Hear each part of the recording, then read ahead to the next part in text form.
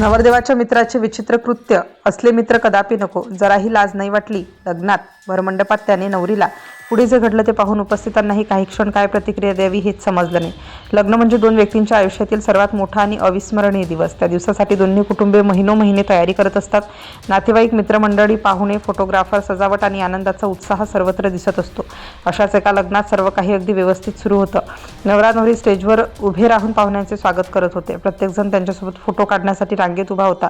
वातावरण आनंदाने भरलेलं होतं, पण काही क्षणातच अशी एक घटना घडली की अनेकांच्या चेहऱ्यावरचं हसू गायब झालं.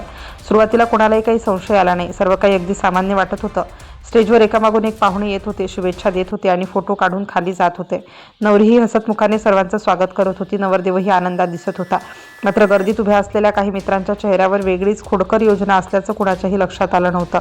अचानक नवरदेवाचा एक जवळचा मित्र स्टेजवर आला. तो इतक्या आत्मविश्वासाने पुढे गेला की सर्वांना वाटलं तो फक्त शुभेच्छा देणार. पण काही सेकंदात त्याने अशी कृती केली की उपस्थित पाहुणे एकमेकांकडे पाहू लागले. नवरीच्या चेहऱ्यावरही आश्चर्य स्पष्ट दिसत होतं. नेमकं काय घडत आहे तिलाही समजत नव्हतं. तो मित्र थांबला नाही. त्याने मागे उभ्या असलेल्या इतर मित्रांना हाताने इशारा केला. क्षणार्धात आणखी काही मित्र स्टेजवर आले. आता स्टेजवर नवरा नवरीपेक्षा मित्रांचीच गर्दी जास्त झाली. फोटोग्राफरलाही काही क्षण समजेन असं झालं की फोटो कोणाचा काढायचा. पाहुणे शांतपणे हा सगळा प्रकार पाहत होते. नवरी काही क्षण गोंधळून उभी राहिली. ती काही बोलली नाही, कारण लग्नाचा प्रसंग होता. नवरदेवही मित्रांना काही सांगण्याचा प्रयत्न करत होता, पण त्याचं कोणी ऐकत नव्हतं. मित्रांच्या चेहऱ्यावर फार मोठं हसू होतं. त्यांना वाटत होतं की ती फक्त मजा करत आहेत, पण प्रत्येकाला ती मजा तशी वाटत नव्हती. स्टेजखाली उभ्या असलेल्या काही पाहुण्यांनी हा प्रकार मोबाईलमध्ये रेकॉर्ड करायला सुरुवात केली. कुणी हसत होतं तर कुणी आश्चर्याने पाहत होतं. काही ज्येष्ठ मंडळी मात्र हा प्रकार योग्य नसल्याचं एकमेकांना बोलताना दिसत होती, कारण लग्नाचा मुख्य क्षण अचानक वेगळ्याच कारणासाठी चर्चेत आला होता. दरम्यान नवरी शांतपणे एका बाजूला उभी राहिली. तिच्या चेहऱ्यावरचं हसू कमी झाल्यासारखं दिसत होतं. नवरदेवाला तिच्याकडे जायचं होतं, पण मित्रांनी त्याला वेढाच घातला.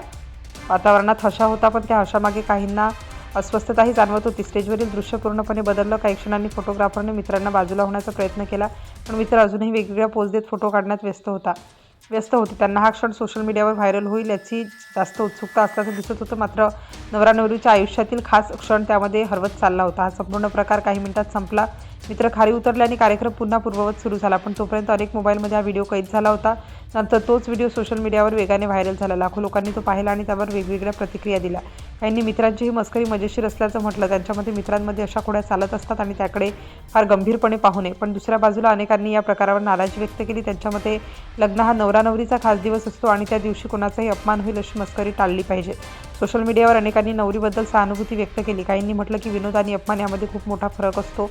दुसऱ्याला अस्वस्थ वाटेल अशी कृती मजाही ठरू शकत नाही. विशेषतः सार्वजनिक ठिकाणी आणि शेकडो पाहुण्यांसमोर अशा प्रकारच्या कृतीचा चुकीचा संदेश जाऊ शकतो. शेवटी व्हिडिओ नीट पाहिल्यानंतर लक्षात येतं की नवरदेवाच्या मित्रांनी स्टेजवर येत नवरीला बाजूला करत स्वतःच नवरदेवाभोवती गर्दी केली.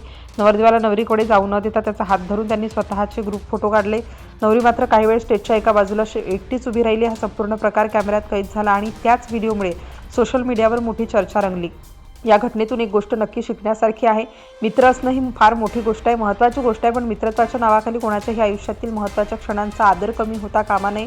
मस्करी तेव्हाच चांगली वाटते जेव्हा त्यातून कुणालाही दुखापत, अपमान किंवा अस्वस्थता होत नाही. त्यामुळे प्रत्येकाने विनोद आणि मर्यादा यांचं भान ठेवणंही तितकंच आवश्यक आहे.